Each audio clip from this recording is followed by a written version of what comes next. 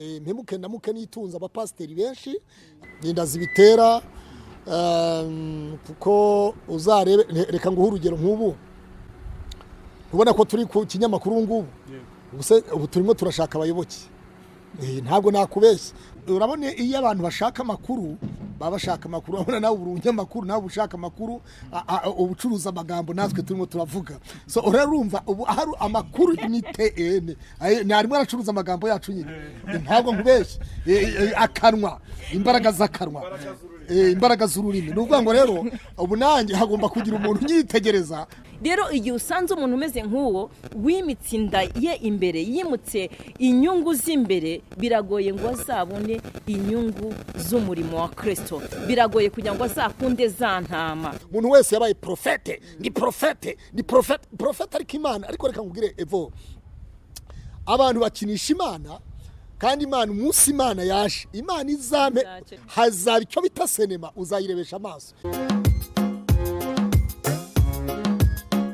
Ndagushimira gukora ISEZERANO TV ngushimira umwanya ufata ukaza kureba ikiganiro kandi ngushimira by'umwihariko wowe ufunguye ikiganiro ugiye kukireba ni imbaraga udutera ni inkunga uduteye kandi we utuma tugira imbaraga zo gukomeza gutegura ibi biganiro kuri kamera rero turi kumwe n'abakozi b'Imana reka babanze batwibwire. Murakoze cyane Evode amazina ni Pastor Claude toro ni Miracle Center. Ku ruhande rwo hirya turi kumwe na Pastor Josiane nanjye nishimiye kuba ndi kumwe namwe nkaba mfite n'ikinyamakuru bita agakiza kuri Yesu aduhana umugisha.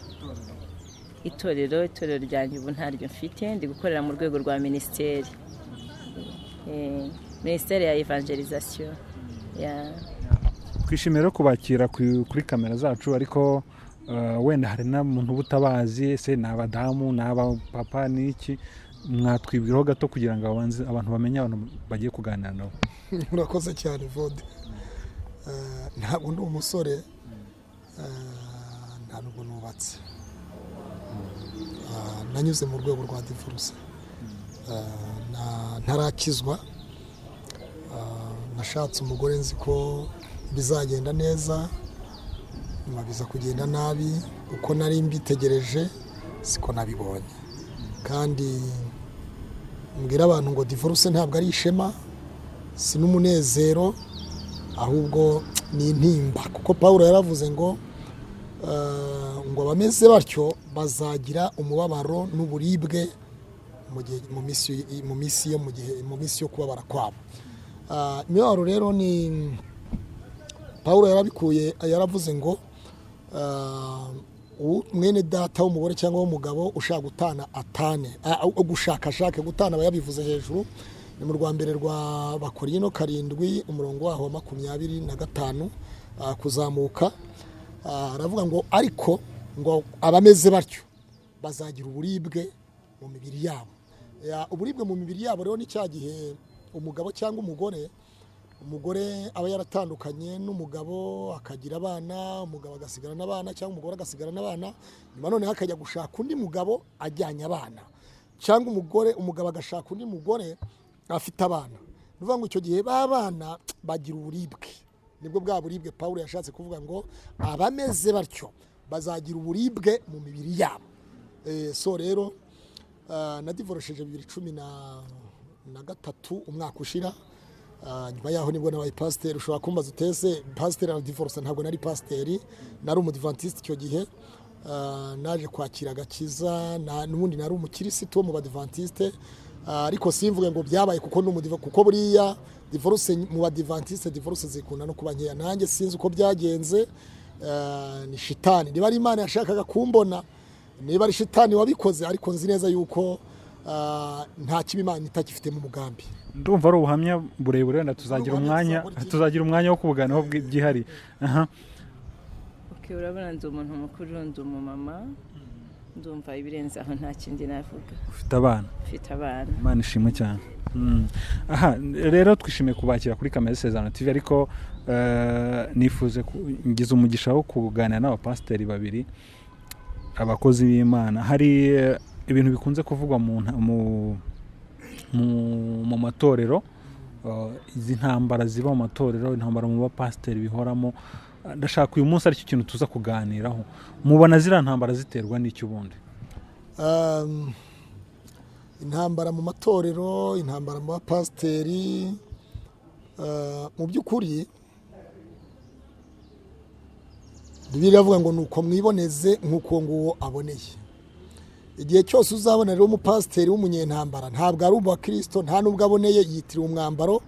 Yesu yaravuze ngo bambaye uruhu rw'intama ariko imbere ari ibirura. Abo bazaba ari ibirura, bazaba bitwa izina pasiteri ku mubiri ariko imbere ari ibirura, kuko Yesu yaravuze, Bibiliya avuga ngo nuko mwiboneze nk'uko nguwo aboneye. Hanyuma Yesu arongera aravuga muri Yohana 8, aravuga ngo nimumenye ukuri, ukuri kuzababatura.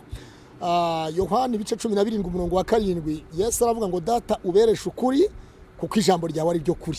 Rero umuntu wese uri mu ijambo, uba mu ijambo, utura mu ijambo, akagendera mu ijambo, nuvuga ngo nkuko tuvuga ngo itegeko nshinga ry'igihugu. Nuvuga ngo rero buriya mu mategeko yose nibigira, sindi umunyamategeko, ariko mu mategeko yose y'ibihugu nta tegeko riba hejuru y'itegeko nshinga, kuko itegeko nshinga ry'igihugu rya buri gihugu nibigira ko ari ryo riba rirengera, ari ryo riri hejuru y'andi mategeko yose. Rero itegeko nshinga ry'umukristo, ry'umushumba, ry'itorero ni ijambo ry'Imana, ariyo Bibiliya yera. Rero hari benshi bitwikira uwo mwambaro, bakitwa abapasiteri, bakitwa ababwirizabutumwa, bakitwa abahanuzi, nyamara atari bo. Abo rero Yesu yaravuze ngo nta wabuze ibisitaza kubaho, ariko bizana azabona ishyano. Luka 17 umurongo wa 2. Rero numva ara kuko akenshi ni inda, none ni inda zibitera, ni inda zibitera. Kuko uzarebe, reka nguhe urugero nk'ubu, ubona ko turi ku kinyamakuru ngubu, ubu turimo turashaka abayoboke. Ntabwo nakubeshya, kuko mu kanya ndatanga nimero za telefone, umpamagara turaba tubaye inshuti, ndaba umuyoboke wiwe. Nanjye ndi umuyoboke, ubu ndi umuyoboke wawe, ubu nanjye ndi umuyoboke, ubu turabayoboke bawe muri aka kanya, natwe ubu urimo uraduha abayoboke.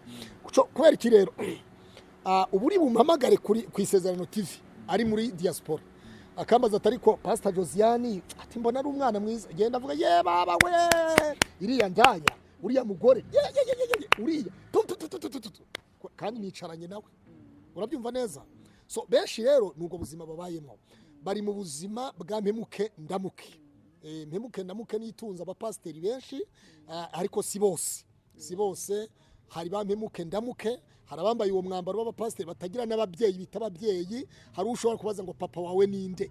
None se ubu wowe ntufite papa wakubyaye? Niba aba yatanariho ariko ufite so wakubyaye. Rero hari abenshi bameze nk'impongo zo mu ishyamba, bibera iyo ngiyo. Ushobora kubaza uti adresse y'umubyeyi wawe ninde, ntakubwira umubyeyi wamubyaye. Wabyumvise neza? Bene abo rero niba uzasanga babaye impongo zo mu ishyamba, niba abandi uzasanga mu bigunda, niba abandi uzasanga bagiye kwishasha mu mazi, barimo barahanura ibitabaho, barimo bahanura ibitinde gasani. Kubera iki? Ntabwo bafite ubagira inama, ntibafite umujyanama. Nikindi nanone hari n'abandi nanone usanga n'isengero nazo zinahara ubwazo, ari abapasiteri by'ukuri koko bari mu nsengero, ariko nabo ugasanga bimitse inda kuruta kwimika Kristo Yesu. Ugasanga ntabwo bakunze intama bashinzwe, bahawe kuragira, ahubwo bashyize inda zabo imbere. Rero iteka iyo umuntu yashyize inda imbere, imiyoborere irabura. N'umuyobozi washyira inda imbere, ntabwo y'abaturage yaba akiyobora, baba bakiba abaturage. Kuko icyo gihe azasaba umuti w'ikaramu, umugezi imbere ashaka serivisi, natama umuti w'ikaramu, azambwira ati ikaramu yazibye. Ikaramu ntizibare, icyo gihe bizaba ngombwa ko amuha umuti w'ikaramu. Rero n'umupasiteri nawe azavuga ngo ituro. Wabyumvise? Mbere yo gushyira imbere gusenga, uburamamagaye nitwa Evodi, ntuyahana ndarwaye, bati uzi n'ibindi Imana irambwiye ngo tanga ituro ryo kwihumana, tanga igitambo nibwo uri bukire. Urabyumva neza? Ibyo rero nimbwira yuko ibyo ntabwo ari byo bikwiye kuza imbere. Igikwiye kuza imbere ni ugusengera umurwayi agakira, hanyuma wari ufite ikibazo yamara kubona yamaze kugera ku rwego yumva ko isengesho ryamugeze ku mutima, noneho yarangiza agashima. Kuko Yesu yabwiye umubembe, iyo dusomye Matayo 8 biravuga ngo amanuka kuri uwo musozi, Yesu amanuka kuri uwo musozi, ngo haza umubembe aramwegera. Amaze kumwegera aramubwira ngo mwigisha, washaka wabasha kunkiza. Bibiliya iravuga ngo Yesu aramubwira ngo ndabishaka kira. Yesu arambura akaboko amuramburaho akaboko umurwayi umubembe arakira. Ngo amaze gukira Yesu aramubwira ngo genda hepfo wiyereke umutambyi nurangiza utange n'ituro ryo kwihumanura kugira ngo ribabere ikimenyetso cy'uko wakize. Wabyumvise neza? Nuvuga ngo yabanje kumuyambwiye ngo ndagusengera ndabishaka. Amaze kumusengera, amaze gukira, aramubwira ngo genda utange ituro ryo kwihumanura ribabere ikimenyetso. Genda utange ituro ku mutambyi ribabere ikimenyetso cyo kwihumanura. Rero keshi benshi bashyize imbere, bashyize amaturo imbere, bashyize ibitambo imbere, mbere yo gushyira Kristo imbere, ahubwo bashyira ibitambo imbere. Icyo rero nicyo kisha abantu. Abandi bashyize imbere imishahara kuruta gushyira imbere Kristo Yesu, no gukunda igihugu, no gukunda Kristo, no gukunda abakristo bayoboye, aho gukunda igihugu. Umuntu avuga ngo akunda igihugu, umuntu ashobora kuvuga ngo akunda igihugu, ariko none se ntakunde vodenza abakunda igihugu. Ubu ntakukunda nkakwangiza, ugasanga nkumazeho utwawe, ugasanga ndimo ndakubwira ibitajyanye n'iby'igihugu gikunda, nzaba nkunda igihugu cyangwa abandi bo ndanga igihugu. Kwanga igihugu rero ntabwo ari ukugambana, si ukurwanisha imbunda, si oya. Kwanga igihugu, kwanga umuturage w'igihugu ukamukorera ibidakorwa, ukamujyana mu bitagibwamo, ibyo ubwabyo ni ukwanga igihugu. Rero iyo ukunda igihugu ubukunda na Kristo Yesu. Bibiliya iravuga ngo ubutegetsi bwose buturuka ku Mana. Daniel, iyo usomye Daniel 2 ndaje mpereze na mugenzi wanjye. Iyo usomye Daniel 2:21 haravuga ngo Imana niyo yimika abami ikimura abandi. Nuvuga ngo Imana ibasha kwimika muri icyo kinyejana yimikiyemo, abantu bose baba bagomba gukurikiza icyo kinyejana cy'Imana yashyizeho. Ubwo bwami nta bwami buturuka hariya ngo bwikubiteho, ahubwo bwami bwose buturuka ku Mana. Rero dukwiye no kumva niba ubuyobozi bureberera abaturage neza, n'itorero ry'Imana, abapasiteri bakwiye kureberera intama z'Imana, kuko tuzazibazwa ku munsi w'amateka. Ubu tuba tudamaraye, tugenda twambara neza, turya neza, bamwe bararongora, bandi bakora ibiki, ariko hari umunsi w'urubanza hazabaho video. Iyi kamera yawe izaba ari ntoya icyo gihe, ntabwo iyi kamera yawe izaba ari ntoya, hazaba kamera y'Imana. Iyo kamera izamurika buri muntu wese ibikwiranye n'ibyo yakoze, tuzabirebera kuri kamera. Aha, ubwo cyari igitekerezo cyawe. Reka ngaruke kuri Pastor Josiane noneho nawe atubwire niba yemeranya nawe ku gitera izo ntambara. Si ngombwa ko twemeranya. Okay, urebye ibintu Pastor Claude avuze, nanjye niko ndi kubibona. Urumva ni ibintu bikomeye cyane mu gihe cya none, ariko reka nongere guhumuriza abantu mbabwire ngo hari 7,000 bitarapfukamira Bayali. Nubwo hariho abahanuzi bameze gutyo, nubwo hari abashumba n'amazina y'amatitira atandukanye bameze gutyo, ariko hari abandi 7,000 bitarapfukamira Bayali. Niyo mpamvu rero mu gihe cya none duhagurutse kuvuga ukuri, kubera ko ukuri ntago kugaragara vuba ariko kuratsinda. Bivuze ngo rero ibyo bintu biriho, ntago abantu bagihagaze mu muhamagaro nk'uko Kristo yabahamagariye. Imana irakugirira icyizere, ikaguha umurimo wayo, ikaguha impano zayo, ikaguha ndetse n'intama ushumba.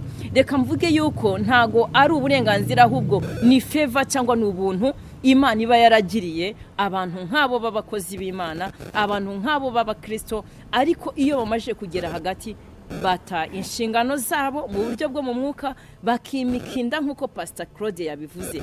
Mu gihe umuntu yimutse inda imbere, ntiyimike Kristo imbere, nuvuga ngo abafashe Kristo akamushyira mu mugongo, inda akayishyira imbere. Rero igihe usanze umuntu umeze nk'uwo wimitse inda ye imbere, yimutse inyungu z'imbere, biragoye ngo azabone inyungu z'umurimo wa Kristo, biragoye kugira ngo azakunde za ntama. Ijambo ryayo ratubwira ngo Kristo yakunze itorero bigera ubwo aryitangira, mu kuryitangira araryeza. Ni ukuri umuntu ukunda, tubaye abashumba, reka nanjye nishiremo, kuko ijambo ry'Imana ni icyuma gityaye impande zombi.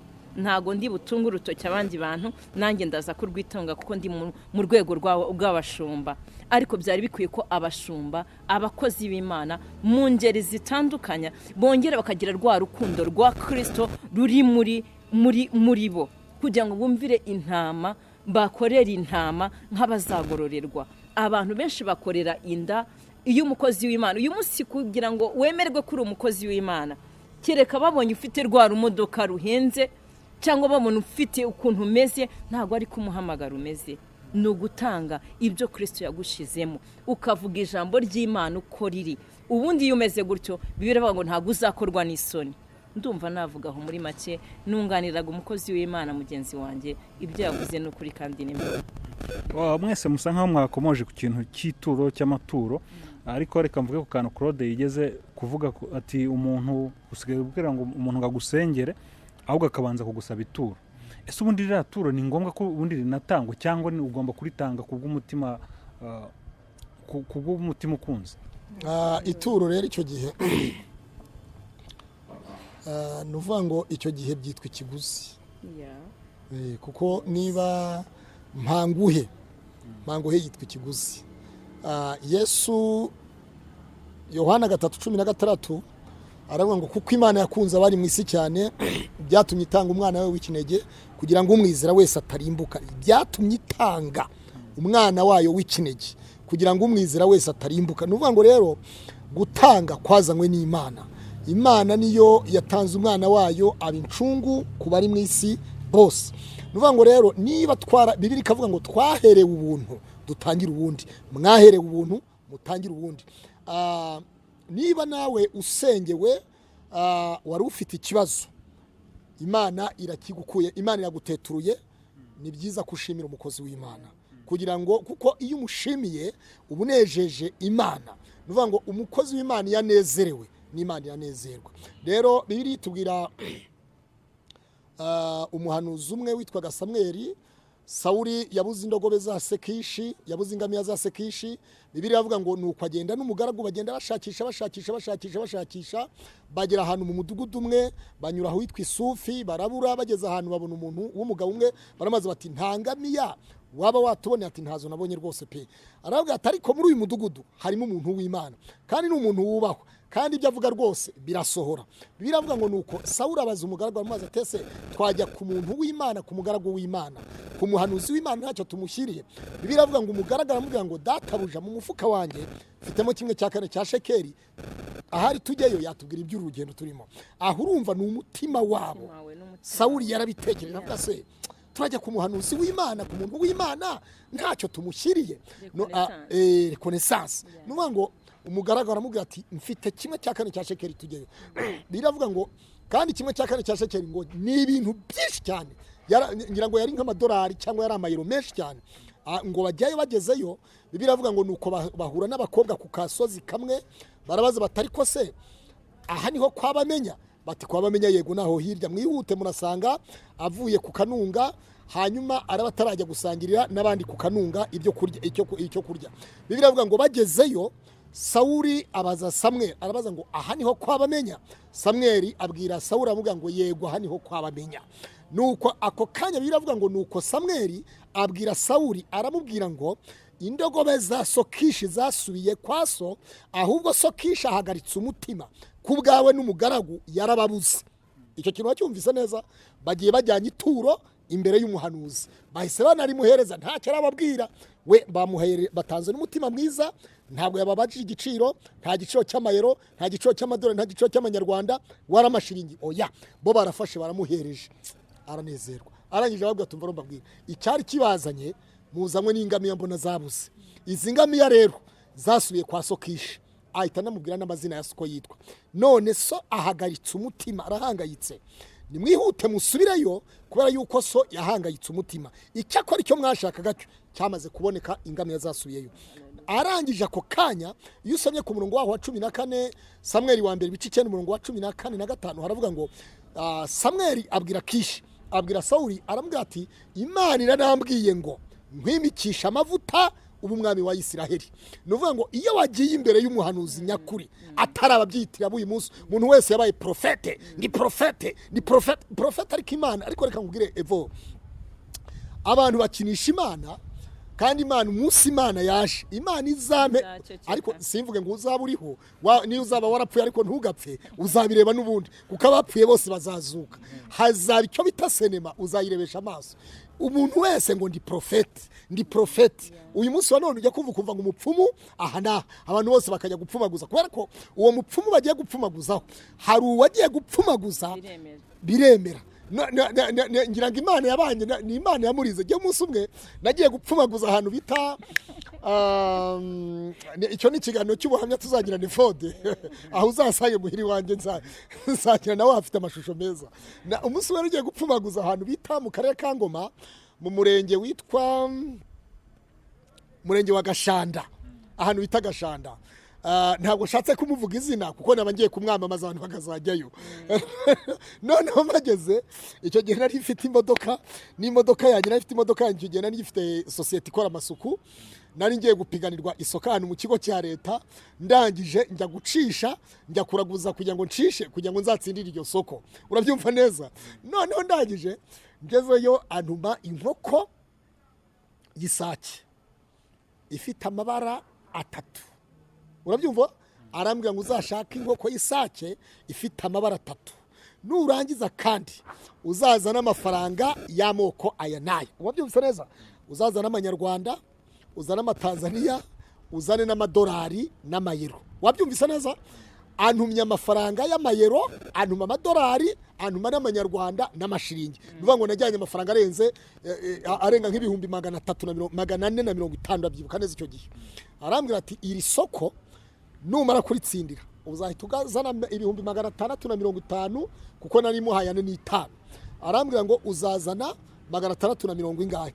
Noneho ndangije arambwira ngo ukiritsindira, ukimara gusinya kontara yuko waritsindiye burundu, asigaye yose ko yari yaciye miliyoni, asigaye yose uzayazanira icyarimwe. Nuvuga ngo icyo gihe njyana muri ya mayero, amanyarwanda, amashiringi yose ndayabarisha neza, sanga bihuye na 450. Noneho njyana na za nkoko nzijyanye, ariko igitangaje ushobora kumbaza utese iryo soko wapiganirwaga wararibonye? Ntaryo nabonye. Nararekaramye, barihaye umuntu wa gatatu, nari mfite igiciro cya mbere, nijye wari ufite igiciro cya mbere cyiza cy'amafaranga make. Yari ubwo cyiza nukuvuga ngo habaga ibyo bita technical offer na financial offer muri tenda muri financial nari ndi hasi, ariko ryari isoko ritari munsi ya miliyoni 28 buri kwezi. Urabyumva neza? Miliyoni 28 buri kwezi, kandi kontara yari imyaka 2. Ibaze miliyoni 28 buri kwezi ugakuba n'imyaka 2 amezi 28. Ndavuga nuko byasa kose nta kibazo. Noneho birangiye ndashaka kubwira rero imbaraga z'Imana, iyo ikintu Imana itakirimo ntigishobora kubaho. Abantu icyantangaje yarambwiye ngo ariko ngo humuranga Imana izabikora. Imana izabikora. Icyambere arangije amakantu nicaraho gafite amashyiga 3.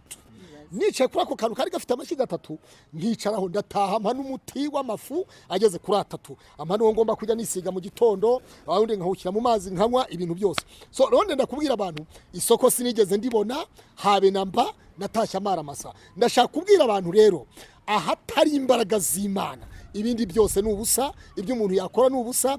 Kwitwa ngo umuhanuzi utari umuhanuzi ari amaco y'inda. Benshi bazanye amaco y'inda ngo nabahanuzi. Umuntu ugasanga arimo aratitira na Bibiliya n'ifunguzo hariya, ndo umuhanuzi ndi profete. Rere profete ni Bibiliya ijambo ry'Imana yonyine gusa. Nusoma Bibiliya uzasanga ari profete. Imvura yari torogoye gato, ariko nashaka kubanza kubaza Pastor Josiane, ese nawe ubona intambara ziterwa no gushaka indonke gusa, nta kindi gishobora gutera intambara mu nsengero cyangwa mu bapasiteri? Okay, icyo ni ikintu kiri ku isonga rwose. Akenshi baba barwanira ibintu nyine amafaranga ibiki, ariko n'ikintu cyitwa icyubahiro. Ni ukuvuga ngo abantu bakunda icyubahiro kurusha Kristo nyiri icyubahiro. Imana ikuzamuye gato ushaka kugira ngo urute mugenzi we. Kutaba kubahana mu murimo w'Imana nabyo bizana ikintu kitwa intambara. Nimba urugero ndi pasiteri, nkumva ko umuvuga butumwa murenze ndi hejuru, nkibagirwa yuko twuzuzanya kubera ko twese turi amashami. Hari inyigisho nigeze kwigisha kuri televiziyo agakiza kukuri ivuga umuzabibu n'amashami. Ndavuga ngo buri shami ryose rifite agaciro kamwe na rigenzi ryayo kuko ribishamukiye ku muzabibu ari we Yesu, kandi ikintu Kristo abakeneye ni imbuto gusa. Ibyo rero barabyibagirwa, ugasanga hariho amatitire no kurutanya, bagashaka ko ibyo byubahiro bibasha kurutana nabyo. Apotre uri bishop uri hasi yanjye. Ubwo nuvuga ngo uri hasi yanjye ndakuminimiza ku buryo n'abandi bantu bubone kuri hasi. Icyo bikaba mu rwego rwo kurwanira icyubahiro. Hari naho nagiye ngo aho apotre yica nta wundi muntu nta n'umuntu wemeye guterura n'intebe. Ngo ubwiba ari intebe nyine y'umuntu ukazi. Noneho uriya mu apotre akibagirwa yuko hejuru ye hari undi witwa Yesu. ari we ugaba icyubahiro, ari we watuma yicara aho ngaho. Bakibagira ko mbere y'uko twicara aho twicaye uyu munsi twabanjije hariya hasi. Bakibagira ko Imana igiye kuzamura, ihera hasi izamura, ari naho bavuye. Icyo nacyo kikazana intambara n'umwiryane. Hari n'ikindi nabonye ibyo bita ngo amavuta, ngo uriya ndusha amavuta. Ubwo nayo nimba uzamutse uri hasi ukandusha amavuta, ndi umushumba Pastor Josiane, ndavuga ntagiye kuntwara abantu, ntabazongera kunshaka, bazaca kuri ko yako amavuta yazamutse. Ubwo nkoresha ko nshoboye rero nkakwicaza, nkababwira ntubu ngubu kuwa gatanu nzaba ndi muri office nk'umuntu mukuru, nka bishop, mbega uri hejuru, urumva amavuta ari hejuru, nkatanga n'amatangazo. Ubwo nyine wa wundi pastor unyungirije ntago abantu bamwegera. Iyo bamwegeje bagasanga ya mavuta ahari, kwa kubaho kw'Imana kuri muri we, intambara ziravuka.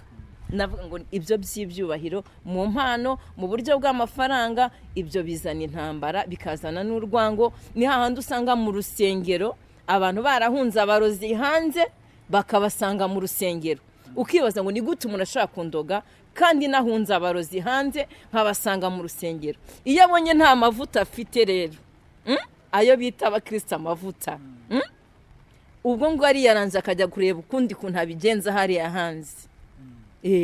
Ibyo nibyo bizana iki intambara mu matorero.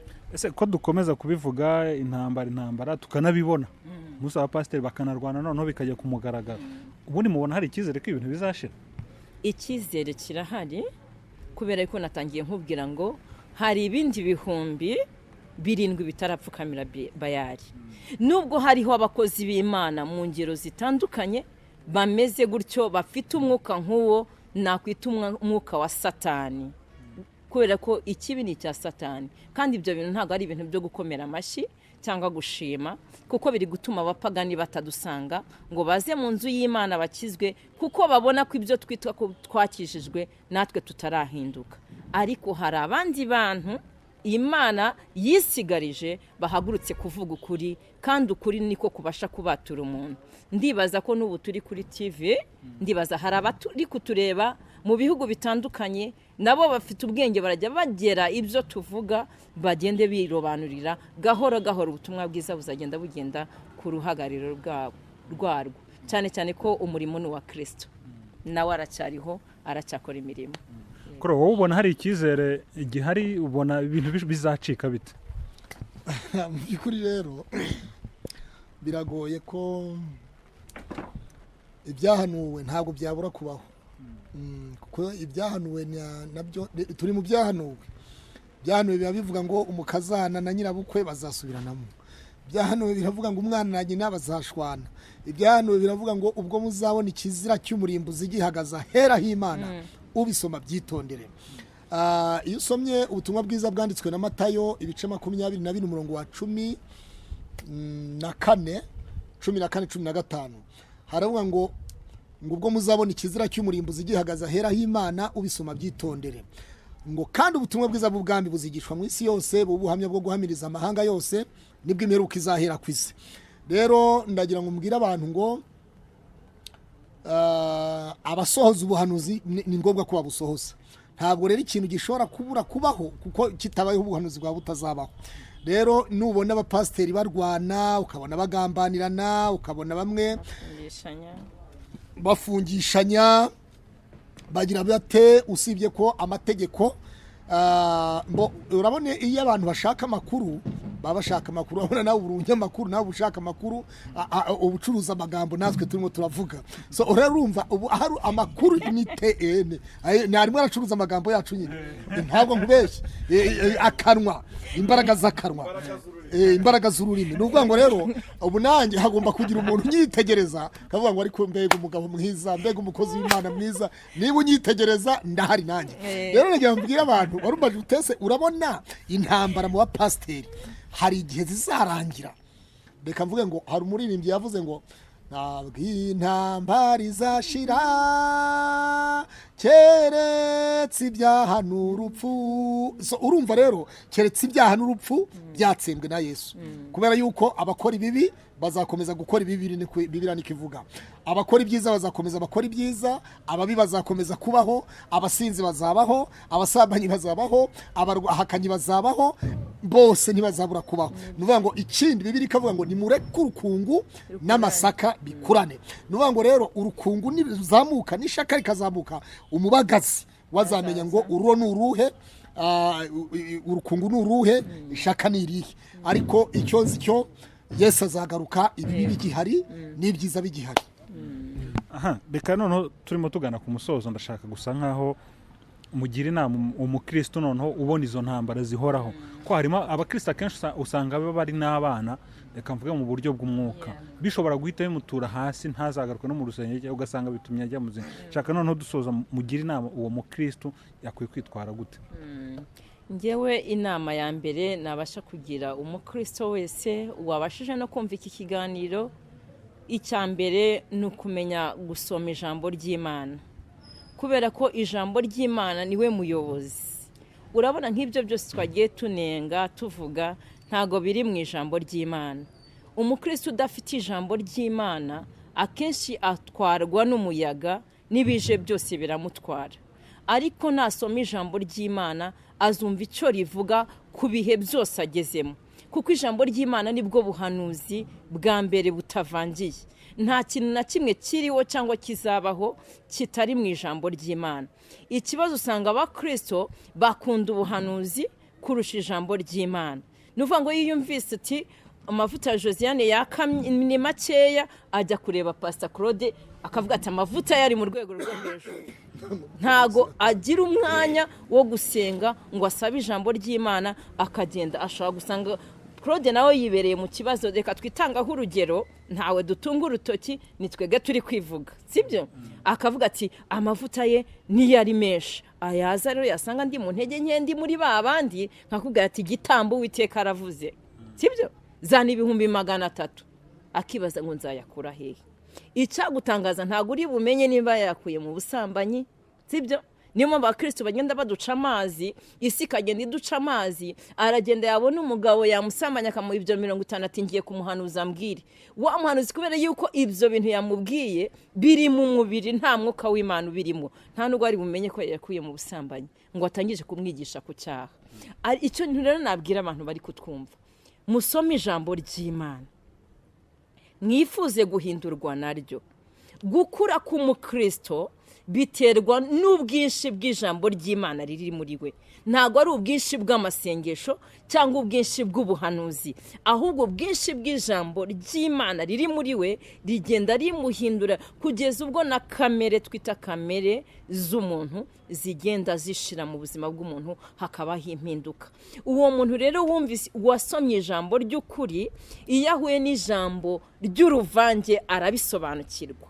Hari umuntu ushobora kugenda wavange nubwo wahagaze ku ruhimbi, akakubwira ati uriya muntu yari yavangiwe, nta yandi maso afite, ahubwo ari kubigenzuza ijambo ry'Imana, kuko yagize igihe kinini cyo gusaba ijambo ry'Imana, akamenya imikorere y'ubuhanuzi bw'Imana, akamenya imikorere y'imivugire y'Imana, akamenya icyo Imana ivuga kuri icyo kintu kuri uwo munsi bitewe n'ijambo bari kwiga. Niyo mpamvu usanga kukubwira ati uriya muntu yaravangiwe, uriya muntu ni umutubizi, uriya muntu anagamo, ayo ni amatirime bakoresha. Ubwo rero iyo ufite ijambo ry'Imana, ijambo ry'Imana tuvuga ngo ni itara ritumurikira, umurikirwa rero n'ijambo ry'Imana ntago agenda mu mwijima. Reka mbwira abantu badukurikiriye, mwikwiruka inyuma y'ubuhanuzi cyane, ahubwo ni mushaka Imana itanga ubuhanuzi. Impano ni Kristo uzitanga, nta kamara mu murimo w'Imana, nta kamara mu muhamagaro. Umuntu wese Imana yamukoresha afite umutima witeguye. Yesu atugirire neza. Kuri nawe inama kuri wa mukristo noneho rero, reka mbwira abantu ngo bagume muri Kristo Yesu kuruta uko baguma mu bantu, kuko Paulo yaravuze ngo Imana n'abantu twizera iki? Twizera Imana cyangwa twizera abantu? Hanyuma soza avuga ngo twizera Imana kuruta abantu.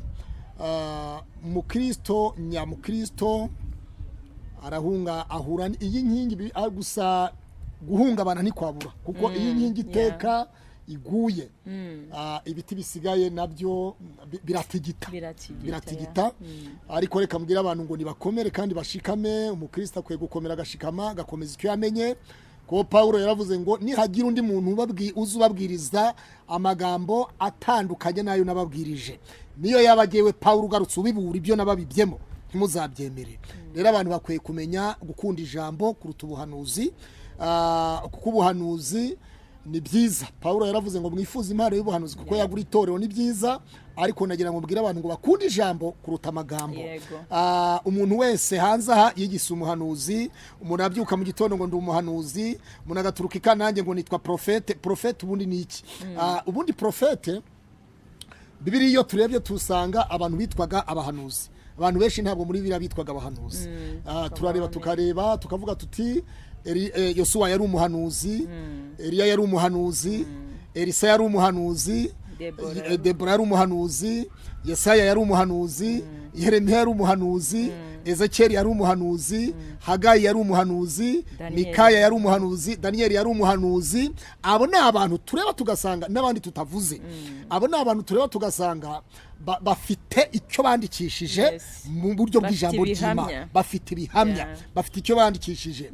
Uyu munsi wa none ariko urareba ugasanga umuntu aturumbutse nitwa prophet kanaka, undi agaturuka ati nitwa prophet kanaka, undi ati nitwa prophet. Izina prophet ariko iyo mana abantu bayishatse kuva kera.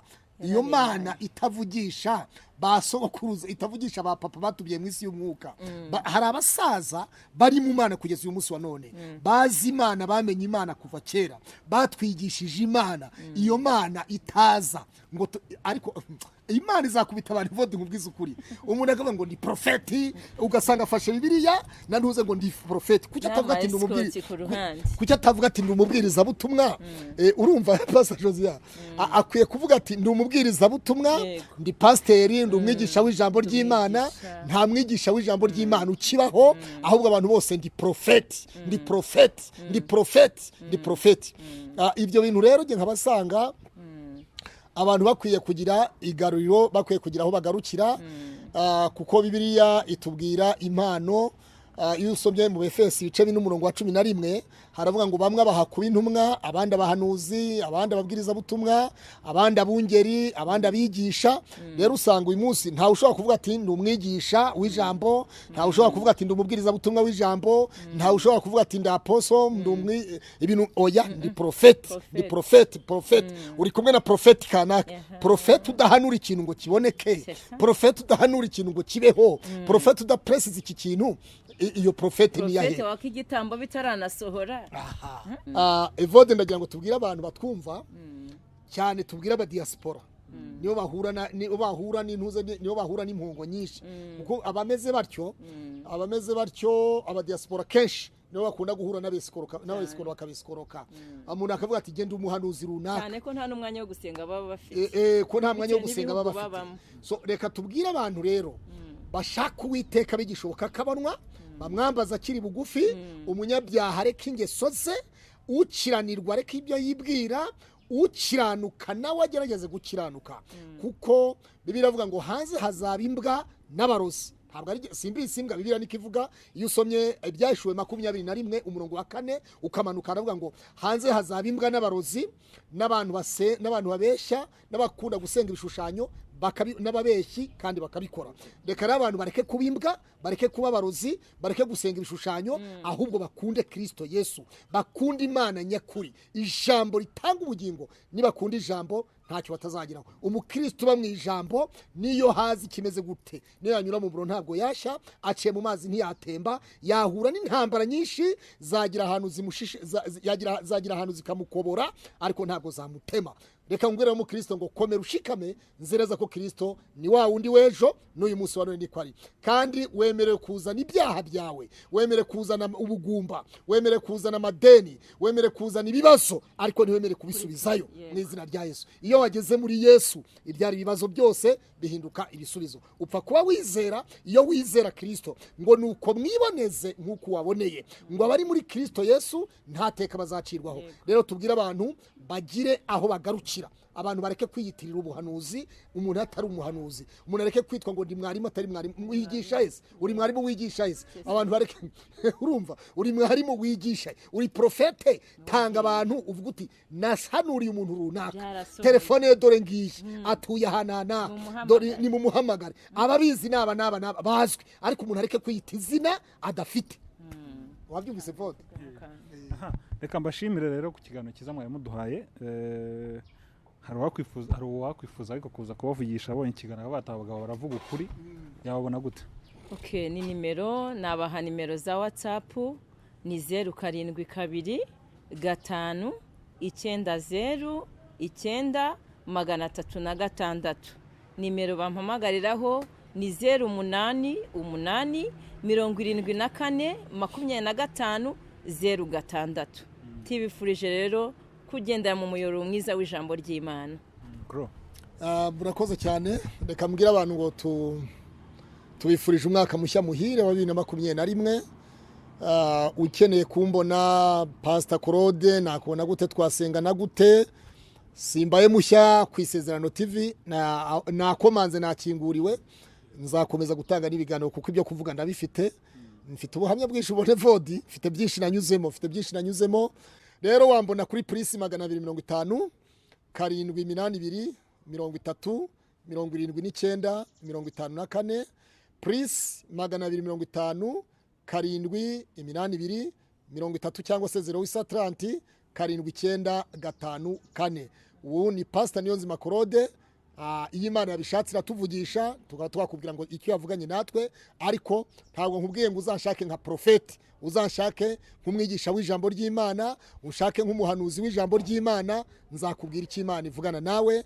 Imana ibampera umugisha kandi mukore subscribe nukora subscribe urabubwirije ubutumwa kimwe nanjye kimwe na Pastor Josiane kandi nurangiza ukore share mu nshuti zawe zose uvuga uti dore abantu ibyo bavuze twavuze iby'ukuri ntabwo twavuze ibiri nyuma y'ukuri. Ukuri rero nibamenye ukuri kuzaba batura numenye ukuri ntuzongera kubeshywa ngo profete ahubwo profete ni ijambo ry'Imana. Bibiliya niyo ijambo niwe muhanuzi utavangiye abandi bose ni ibinyoma. Urakoze cyane.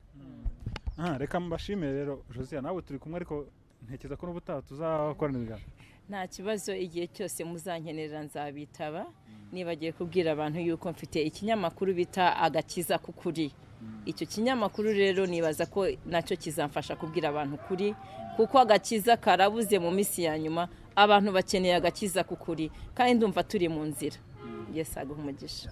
Reka nshimire rero nawe warukurikiranye ibiganiro ariko mbere yuko dutandukana reka banze badusabira umugisha ubundi dusoza. Mana turagushimye mu izina rya Yesu tugushimiye kurinda kwawe gukomeye kwabanye natwe uri mwizure rurakiranuka. Tuzi neza yuko ijambo ryawe ari rizima. Yesu waravuze ngo nitumenye ukuri kuzatubatura kandi tuzi neza yuko utanga umunyabyaha ahubwo wanga icyaha kuko umunyabyaha Kristo ari we wabambiwe. Mana hari umurwayi uduteza amatwi uri mu bitaro bitandukanye hirya no hino ku isi reka uyu nguyu yakire gukira ave mu bitaro. Mana turasenze mu isi yose iki cyorezo cya COVID-19 reka data twese ni wowe ufite umuti wo gukiza utanga icyerekezo mu badogiteri b'isi utanga icyerekezo mu isi yose. Mana iki cyorezo kive mu abantu bongere bakore umurimo wawe nk'uko bikwiriye. Ndagushimye Kristo Yesu urakoze kubw'Isezerano TV uryagure kandi urikomeze rizagere kure rizagere ku ntego nyinshi abantu baribonye baryitegereza bahabwa umugisha bakire gukira kubw'ijambo ryawe mu izina rya Yesu amen. Imana ibahe umugisha mwese aho muri ku isi hose muhabwe umugisha. Ciao ciao shalom. Shalom.